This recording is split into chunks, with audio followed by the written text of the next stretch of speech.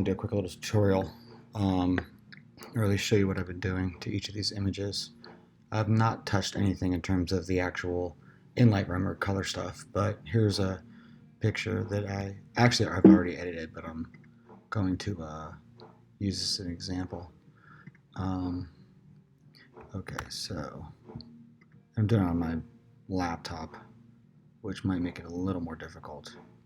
But anyway, I brought this picture in, and I've not edited this yet at all. I already did it in the other one, but on my desktop, so I'm just showing you.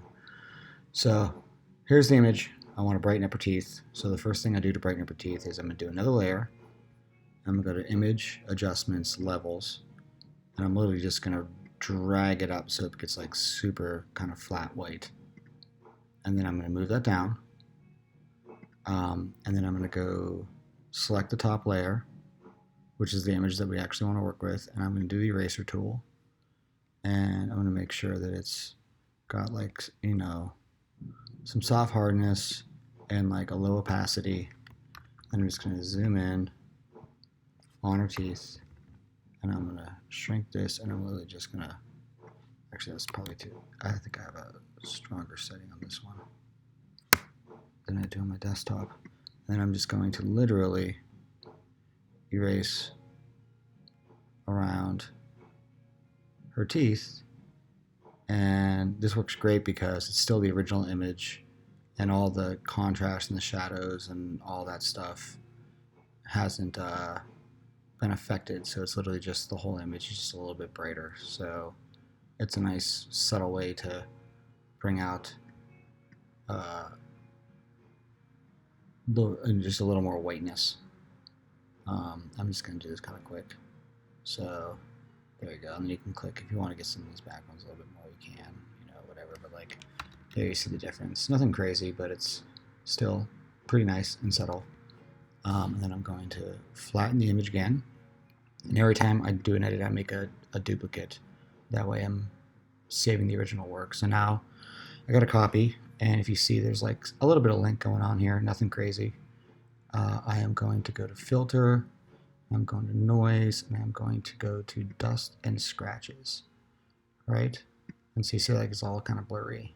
It doesn't need to be that big, but you see how all those things go away. So I'm going to click OK. But now you'll see that the image is like super blurry compared to the original image. So what I'm going to do is I'm going to add a layer mask, and I'm going to invert it, right? Command I. Then I'm going to click the brush tool, and I want it to be on white. So now it's going to subtract everything from this layer.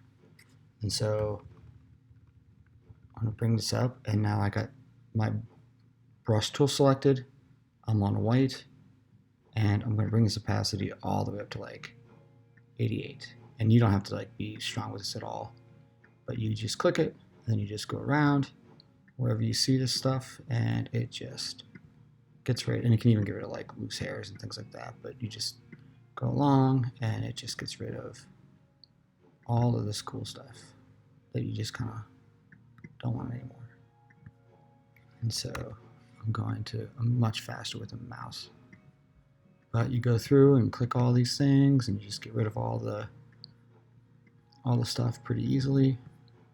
You just go through and just highlight it all, and you can just click all that, and it just kind of goes away, and you just get rid of all the lint. Super simple.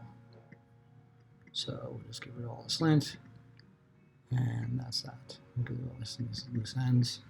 So now we got a nice clean jacket. Perfect. So now I'm going to go layer, and I'm going to flatten it again. Ooh, sorry, that's the same thing. And I'm going to create another layer. So we're editing the top one again, and now you'll see we got a couple things going on here. We got like these hairs right here, but we got a major hair going right through her eye.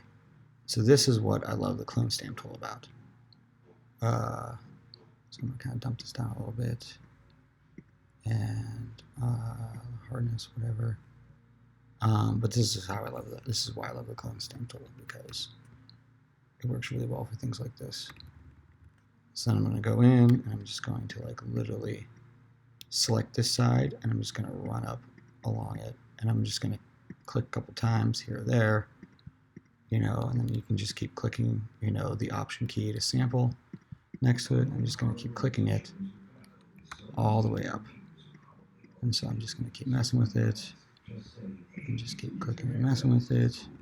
Make it a little smaller for these tighter areas. And just keep clicking it. I might even add another little hair there just for the heck of it. And I'm just going to keep clicking it. And you're just kind of zooming out where you want to pay attention to the closeness of everything. And I'll click this and click it. And keep clicking. So this is kind of a manual process, but this hair is kind of crazy. And so I'll do this, and I'll just keep selecting from each side and around, so I know that I'm kind of getting even dispersion. And so there you go. There's that. And I'll kind of come into here, back up a little bit, because now I'm here. I can kind of like do some of this stuff, and then just to make sure it's super smooth. And then keep clicking, sampling. And so you see our hairs go this way. So I'm selecting down here to do this angle, so it matches kind of like the angle of which way your hair is going. So it's a little bit right there. So I just keep doing this. So now our hair's right here. And I can make it bigger now because now I've got a outside of like the detailed area. So I'm just going to keep clicking and dragging. And every time I click, it takes 50% away. So if I want to do it 100%, it's 2 clicks. Like a click and then a click and then a click and then a click.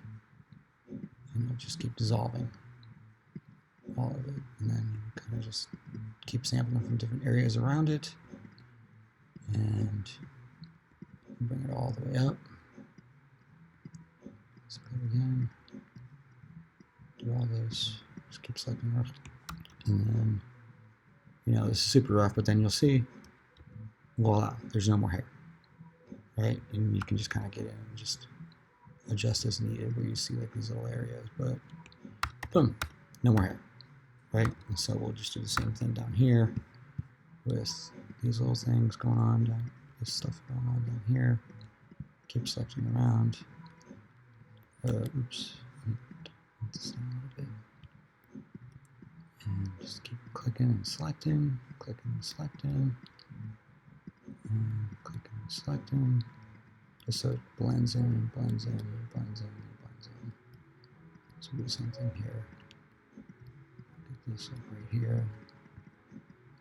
And do this right here. Bring this in. And so this one in particular is a little harder than most of them, but that's the reason why I'm using this as the example. And so just kind of do this all the way through. Just keep clicking and sampling, And I would have done this 10 times faster if I had a mouse. But, doesn't look great right now, but you can do things like you can bump this opacity down and just start to like blend it a little bit and increase the hardness so it starts to blend more. And just keep the blending action going until it becomes something that's pretty natural.